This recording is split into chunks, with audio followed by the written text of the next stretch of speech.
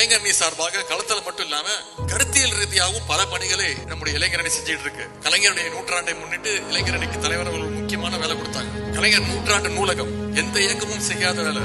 ஒவ்வொரு சட்டமன்றத்திலும் இளைஞரணி சார்பாக கலைஞர் நூற்றாண்டு நூலகத்தை இளைஞரணி திறக்கணும்னு தலைவர் உத்தரவிட்டாங்க. இன்னைக்கு 234 தொகுதியில கிட்டத்தட்ட 100 லைப்ரரியை இளைஞரணி சார்பாக நம்ம திறந்திருக்கிறோம். தலைவர் ஒரு இன்னொரு உத்தரவு போட்டாங்க. கலைஞர் நூற்றாண்டுக்கு பேச்சு போட்டி வச்சு 100 இளம் பேச்சாளர்களை கண்டுபிடிச்சு கொடுக்கணும். ஆனா இளைஞரை நாம கிட்டத்தட்ட 200 இளம் பேச்சாளர்களை நாம தலைமைக்கு ஒப்படைச்சிருக்கிறோம். அந்த 200 இளம் பேச்சாளர்களும் இன்னைக்கு சிறப்பா தமிழ்நாடு முழுக்க பயணிச்சு சிறப்பா பேசிட்டு இருக்கிறாங்க கழகத்துடைய பொதுக்கூட்டங்கள்ல.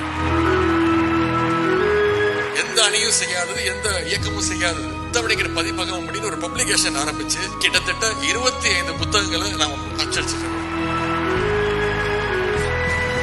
கலைஞர் மாணவர் பத்திரிகை திட்டத்தை ஆரம்பிச்சிருக்கிறோம். வருங்கால பத்திரிகையாளர்களை உருவாக்குறதுக்கான ஒரு திட்டம்.